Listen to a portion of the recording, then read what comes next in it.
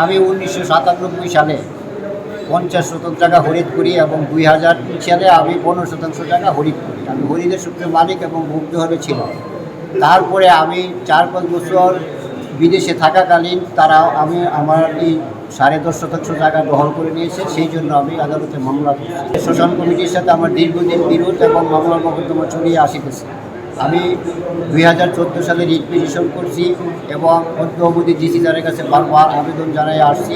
এই বছর DC sir আমাকে মাপজুপ করার জন্য আসছিল এবং মাপজুপ লাল নিশানা হুটি দিয়ে রাখছে। পরবর্তী আদেশ দিলে আমি জায়গা দখল যেন দেয় আমি সেই আবেদন জানাচ্ছি ডিসি স্যারের কাছে। আমি যেই আকুল আবেদন, আমি প্রবাসী মানুষ, আমার যেন এই জায়গাটুকু বুঝাইয়া দেয়, আমি এই আবেদন করছি। PRR ও প্রিলিমিনারি রিভিশনাল রেকর্ড প্রাথমিক খসড়া হতিয়ান প্রস্তুত করবে।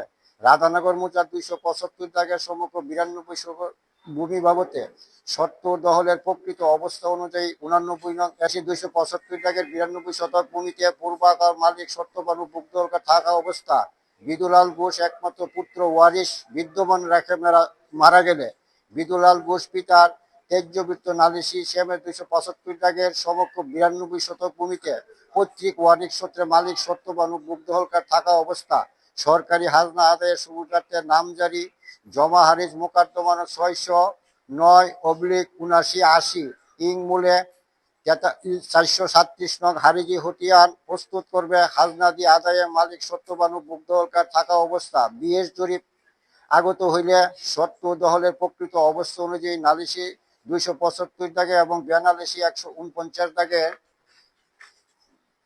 এখন বিবাদী পক্ষ আরজি হারিজের আবেদন করিলে মাননীয় আদালত তাহা নামঞ্জুর করে। পরবর্তীতে বিবাদী উক্ত নামঞ্জুর আদেশের বিরুদ্ধে বিজ্ঞ জেলা জজ আদালতে সিভিল ডিভিশন 34-23 দায়ের করিলে শুনানি অন্তে নামঞ্জুর হইলে উক্ত আদেশের বিরুদ্ধে মহামান্য হাইকোর্টে সিভিল ডিভিশন 47-75 এবং 2024 দায়ের করিয়াছে, যাহা বিচারাধীন আছে। বিবাদী অর্থাৎ শ্মশান কর্তৃপক্ষ নালিশা ভূমি বাবদে কোনো ধরনের হতিয়ান বা কোনো কাগজপত্র নাই, তারা সরকারি হাঁস ভূমিতে দখলে আছে।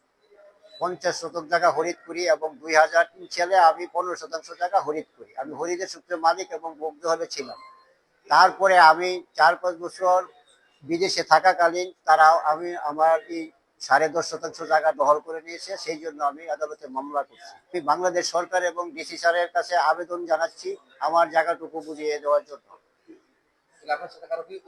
তাইলে শ্মশান কমিটির সাথে আমার দীর্ঘদিন বিরোধ এবং মামলা মোকদ্দমা চলিয়ে আসিতেছে।